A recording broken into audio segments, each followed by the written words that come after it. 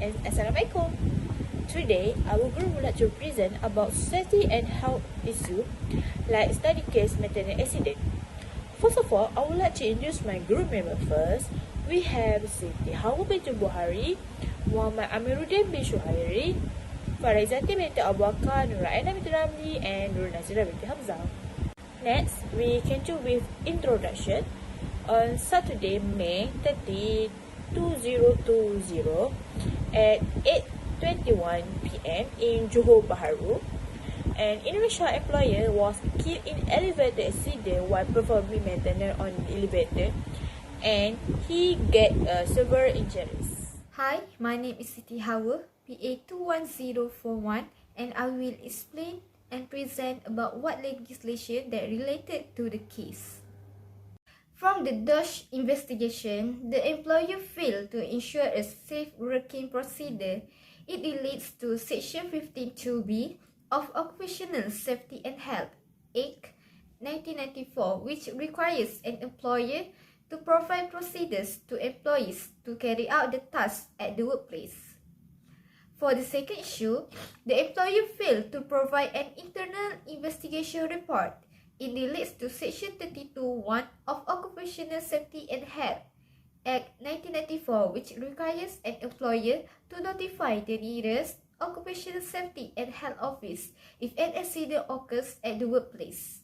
From the Guideline on Safety and Health 9.4b, an employee has to record and keep the record of an accident, whether fatal or non-fatal accident that had occurred at their workplace. The last issue is the employer failed to practice good housekeeping at the motor road access. It relates to Section 52(e) of Occupational Safety and Health Act 94, which is it become a duty for an employer to provide and maintain a working environment, including physical environment like dust and lighting and all plant, which is machinery, equipment, appliance, implement or tool at the workplace. Hi, Assalamualaikum warahmatullahi wabarakatuh.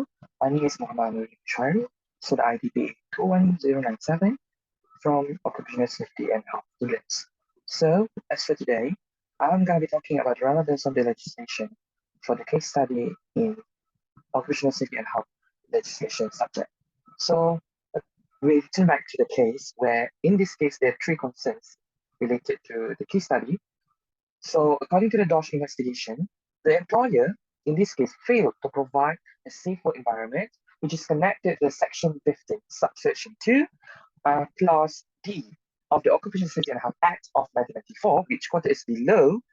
So far as practicable, as regards any place of work under the control of the employer or self-employed person, the maintenance of it in a condition that is safe and without risks to health and the provision and maintenance of the means of access to and egress from it that are safe and without such risk. So, from that statement, which I just stated just now, all employer must make sure that the place of the work is safe, either in or outside the place, and without risks. So, next slides. The employer also, in this case, neglected to give an internal inquiry report for the second issues, which all employers must give a report related to any accident or fatalities happen or occur in the place of work, which refers to the Section 32, subsection 1 of the Occupational Safety and Health Act of 1994.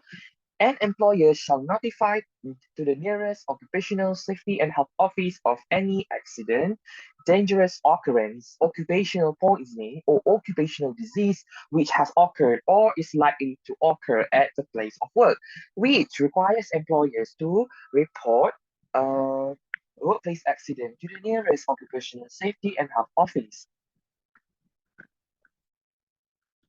And also, according to the NIDA Code Regulation 2004, in sub-regulation 5,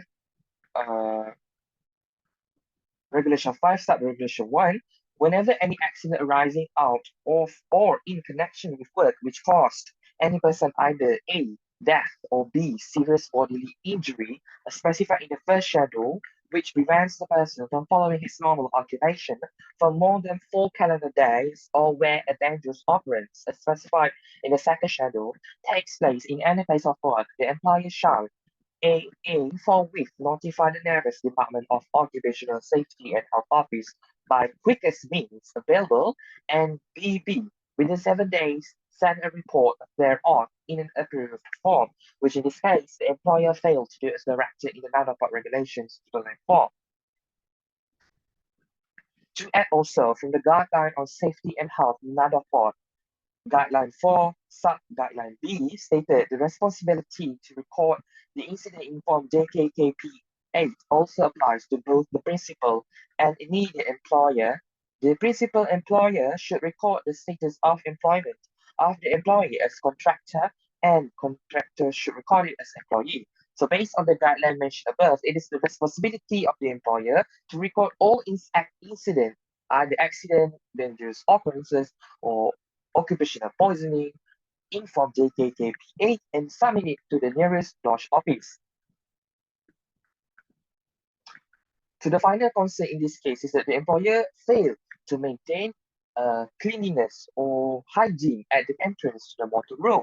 It relates to the Section 15, subsection 2, Clause E of the Occupational Safety and Health Act of 1994, which quoted as below, without prejudice to the generality of subsection 1, the matters to which the duty extends include in particular E, the provision and maintenance of a working environment or for his employees that is, so far as is practicable, safe, without risks to health, and adequate as regards facilities for the welfare at work, which makes it an employer responsibility to provide and maintain a safe and healthy workplace, including in physical environments such as dusting, lighting, and all plant, including machinery, equipments, appliances, implements, or tools.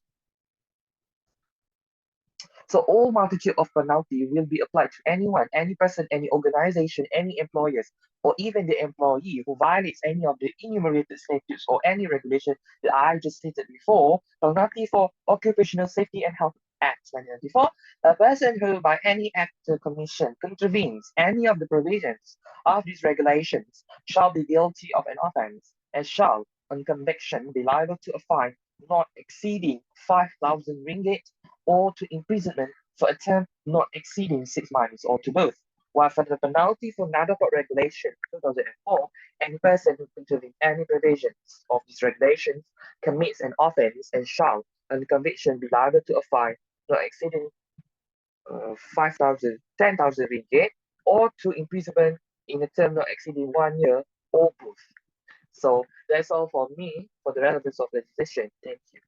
My name is Raina bin Ramli, PA 21025. So I'm going to present the discussion part. So in addition to the stress and anxiety that a workplace accident creates, a severe industrial accident may result in fatalities or severely serious injuries. So the strategies outlined below can effectively avoid workplace accident and ensure the safety of employees. So the first one is ensure safety and health at the workplace. So safety should always be your organization top priority. So every employee from the highest level of management to those who just cut their hair yesterday should be aware that workplace safety is of the utmost importance. So every safety practice and routine must be documented, including in employee handbook, and if necessary posted throughout the workplace. So employees must ensure that every worker acknowledge their comprehension of company safety rules and their commitment to always comply with them by signing the appropriate documentation. The second one is provide adequate information, training, instruction, and supervision. So workers should receive training on all aspects of their occupation and how to operate all machinery and equipment properly in order to prevent accident. Employees who receive the necessary knowledge, training, instruction, and supervision will be able to perform their roles and responsibility effectively. Next is maintain a safe environment. Make maintaining a safe workplace an integral part of your employees' duties. So for instance, through establishing a safety culture to prevent occurrence involving falling, slippage, and tripping. So employees might ensure that the employees are constantly aware of their surrounding, observant, and cautious when working in hazardous areas so that they avoid potentially dangerous equipment when performing maintenance. And the last one is provide proper personal protective equipment, PPE.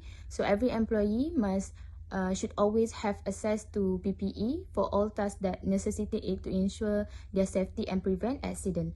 So ensure that the crew is wearing the right safety gear to prevent injury. So it depending on the workload, equipment such as safety jacket, earplug, hard hat, safety shoes, glove and safety glasses can dramatically reduce the risk of workplace accident. On 30 May 2020, an Indonesian elevator maintenance worker was killed after he fell while carrying out repair works on the lift at a private hospital in Lakin.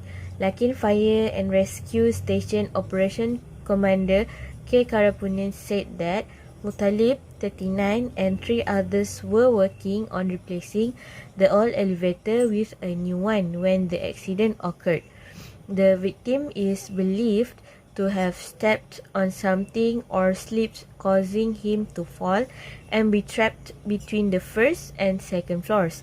However, upon arrival, a doctor at the scene pronounced Mutalib dead due to severe head injuries.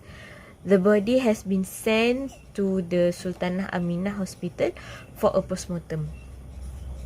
The Department of Occupational Safety and Health initiated an investigation following the terrible occurrence. Bosch research revealed 3 problems concerning these incidents. First, the employer neglected to implement safe working procedures.